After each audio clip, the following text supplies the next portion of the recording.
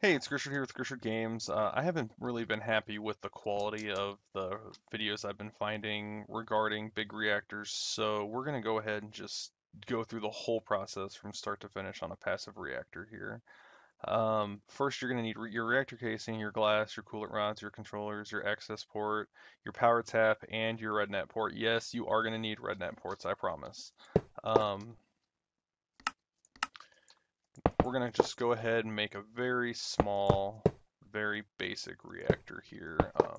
Nothing fancy. I'm not going to fill it with liquids. This is just for people that are struggling with getting started with it.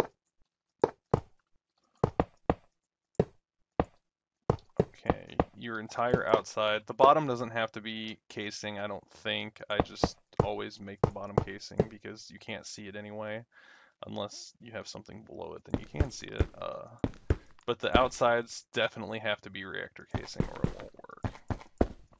And I like to use glass because later you're going to have different liquids like redstone or water or whatever you end up putting inside. There are better and worse options, but I am not going to go through that with you right now. And I missed one of my fuel rods. You're going to need fuel rods too.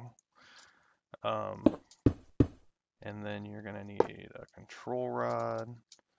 And I'm not going to put any kind of liquid in here because, to be perfectly honest, I want the fuel to burn up fast for a part of this video.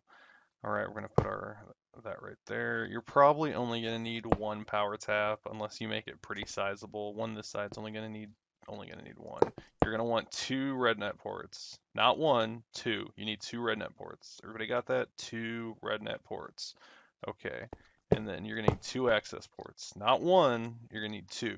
Two access ports. Okay, so we have our reactor together. Now, on my mod pack, I have this fun little thing called Ender IO. And what it does is it adds a whole bunch of item ducts and liquid ducts and stuff like that. So that's what I'm going to use. But if you have a different kind of item duct, feel free to use whatever you want to use.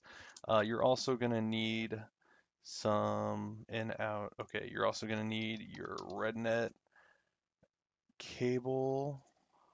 I'm not sure. You can only craft one. I don't remember which one. You're going to want to connect those. You're going to want to open this one. Output energy amount. Put that there. Commit. Over here, you're going to want to input control rod insertion. All control rods. Commit. Okay? That's going to be very important later. Now, we're going to connect our power to a energy conduit, or excuse me, energy cell. That is an energy conduit. And it's not on yet. You're going to want to get a wrench. I just use the quartz wrench for everything. There's probably other options. Okay, and then you're going to want to take your item conduits or, your Buildcraft, or I don't recommend using Buildcraft for this. It probably wouldn't work. You want this one out. You want to make sure it's on extract mode. You want that one in. You want it in on insert mode. Now, there's a better barrel mod that I use called Java barrels. You can use it if you want. You don't have to. I do use it because it works awesome. And it's what I use in my own personal base, so that's what we're going to use here. All right, so you're going to want to have one barrel there and one barrel there. I didn't really think this out. Now, this barrel's going to come out, and that's where we're going to go ahead and put all those in there. Extract, it's set to extract. We're going to leave this alone right now. Now what that does, see how the number's going down? It's loading up your reactor. So your reactor's automatically getting fuel. Now the way you want to do this is you want to have another pipe that's not connected to any of the other ones, and that goes from wherever your quarry setup is. So, and then that'll be on insert. Make sure it's not connected. If you have to do something like that, just take your wrench, just whack it right there, and it's not connected, and you can make it next to each other.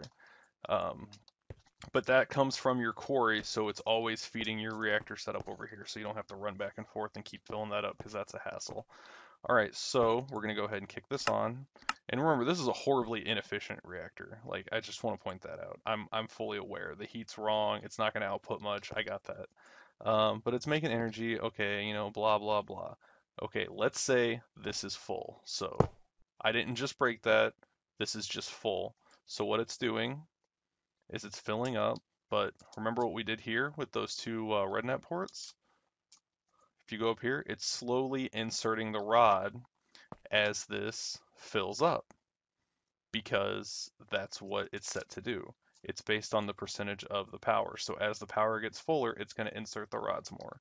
So what we're going to do is this liquid cryo is absolutely amazing for reactors. So we're going to throw some in here. Look at that secret tip I didn't plan on telling you. We're going to throw this in here to speed this along so I can show you. Okay, so now it's doing that. We're going to kick it back on. So now it's really generating, a whole, I don't remember what it was doing before, but it's doing probably double than it was. So it's really filling up, and you can see 5%. And what this does is it makes it use less energy until this gets all the way, when this gets all the way full, this will be at 100% all the way down. Oh, I didn't realize it. Well, it's going to adjust it because it's messing with it. But when it does that, see how it's not using anymore? So it'll essentially turn it off. But we don't want to do that. So we're gonna, okay, and say it was all the way in, and then I reconnect it so it starts to pull energy out. See how it goes back down? So it turns itself back on. That's what those two red nets were for. That's super important. That way you're not just burning up fuel, because it will continue to consume fuel after it's full. Now the reason we have this over here is it's going to make this junk called cyanite.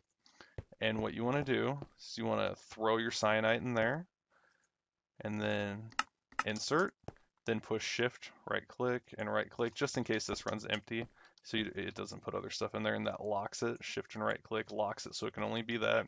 So that way, this right here, we made it to where it doesn't need a redstone. It'll pull the cyanide out as it makes it, so it has room for yellorium, so this stays full. When that gets to one full bar, it'll kick it out, and it'll go back to being fuel. And you want to leave it like this where it's auto eject.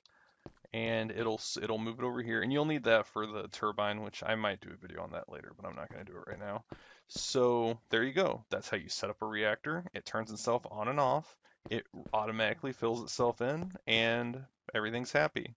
I have tried the turbines, and they're just, people say they're more efficient, but I just feel like they're not as powerful and as quick. And let's be honest, getting yellorium really isn't a big deal right now, especially with laser drills. And well, I'm not going to get into all that, but that's how you do a reactor. Boom, basic reactor setup. Don't make it like that. That's a horrible setup. But like, with what's in there, or what's in there is good. It's just not big enough.